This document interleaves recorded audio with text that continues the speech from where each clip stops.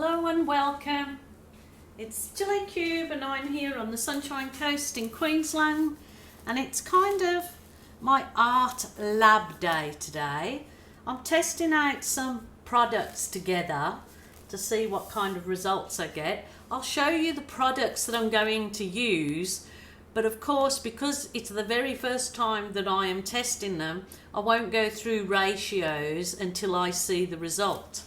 So I'm using, this is all going in my white paint. So I've got some Global Metallic Pearl, the Global White, I have got Floetrol, Australian Floetrol, and I've got some Global Pouring Medium. And I found this in my, well actually Capriole Shabby Chic have it, but I didn't know that they did. It's premium enamel paint, ultra high gloss polyurethane. So Capriole Shabby Chic have it. It's a oh, what's the brand now? Norglass. So this is going in it. So I have basically put all those ingredients that I just showed to you in my white. I have wrote down on the side here what I put in, and I'm going to do a puddle pour over colours, and I'm going to see if I get any cells. So if it works, I will then share with you the ratios, but if it doesn't, then it's back to the drawing board. But I'm just trying my own little thing here with those paints. I am using today some of the Folk Art, which is plaid, isn't it? Colour Shift. So I've got the pink fuchsia, I've got the violet flash. So all of these little paints I have mixed up, and that one's Folk Art Sapphire Blue plaid. All of these I have mixed up with just Floetrol. So I started off with 50% paint and 50% Floetrol, and then just and added a little bit more Floetrol till I got this sort of consistency that's not too thin, not too thick. It just leaves a little trace on top of the paint. Oh, that one was the Colour Shift Black Finish Metallic. So they're all metallics, and I'm just doing this test of my own here with these paints. So I hope that one looks a little bit thick, so I might just add, if anyone seems thick, I'll add a little bit of water instead of more Floetrol. So these have got, like I said, 50% paint, 50% Floetrol. Then just add either a bit of water or a bit of Floetrol to get to kind of runny consistency, but feeling as though it's got a little bit of body in it, that it won't just, it's not just like water. So, but definitely a little bit thicker than I've done my flood coat. So it's just a test, and I might not use all of these colours, but I'm just going to give it a go. So I may start off with the Colour Shift Black Flash. So I'm going to just pour them all in a puddle at the centre of this 40 by 50 centimetre canvas. I'm just having to keep an eye on my camera because it keeps turning off, whatever reason it does. So I don't know if there's a power shortage here, that I don't know. But anyway, let's get this show on the road. So I'll start with doing these puddles. Puddle one, puddle. I'll go the yellow because I'm sure that'll puddle.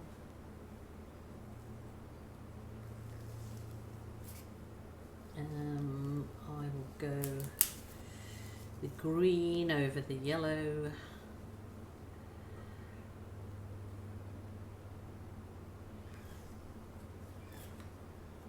I'm going to really push my luck here with these colours, so I might do the sapphire.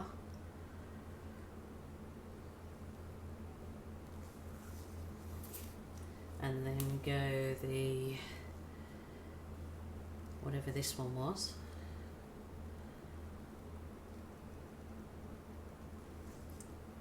And just a little bit of that.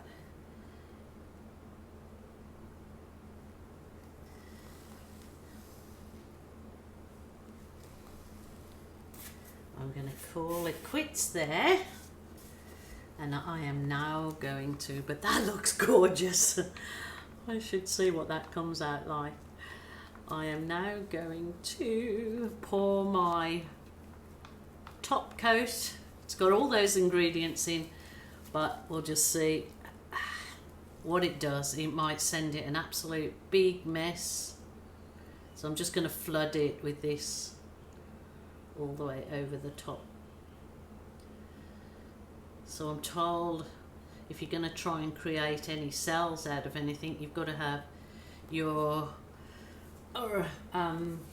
underneath paint a little bit thicker than the flood coat. So I'm not going to torch that or do anything with it. So like I said, this is just a complete test. So let's see if I can roll this paint out over the colours.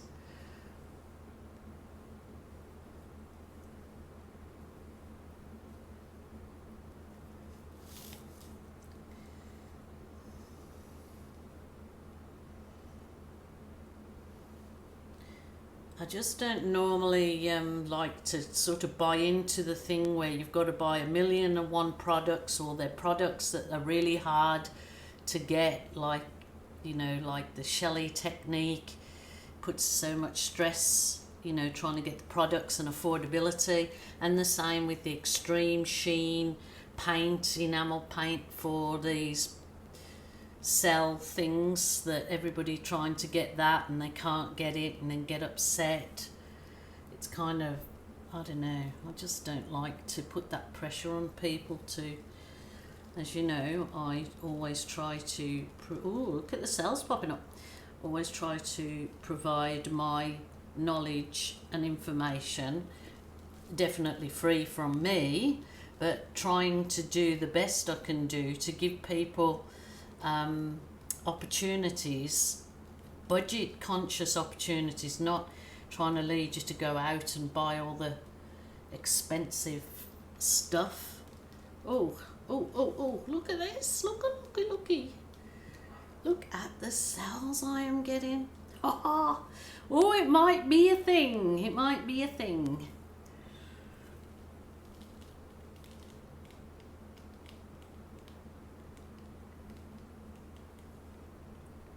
I'm not sure if I should have run that off a bit more, but my goodness, look at those pearl cells popping up.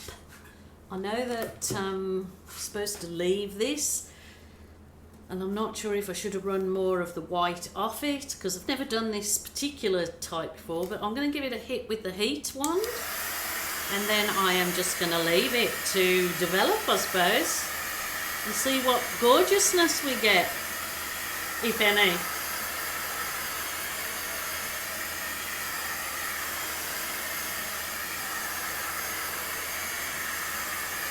Don't want to burn the paint. And then if it comes into something gorgeous, I will give you the quantities. Not that I measure anything, as you know.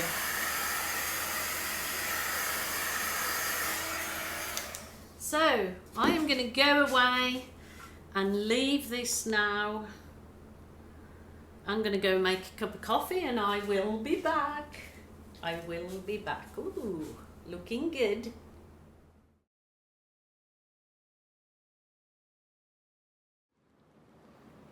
Okay, we are on about an hour after I poured.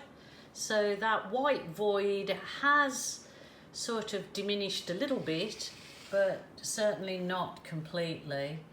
I definitely feel that my white needed to be thinner, but I've done a few other little pieces and thinned the paint down. So until I really get the consistencies right, I don't really want to share those particular amounts with you because they're not correct yet, but definitely calling it GILLYS gems because they're not kind of pearls for sure. They're gems. There seems lots of emerald in there, and there's some rubies and sapphires. So GILLYS gems it is. Until tomorrow, bye for now. Take care.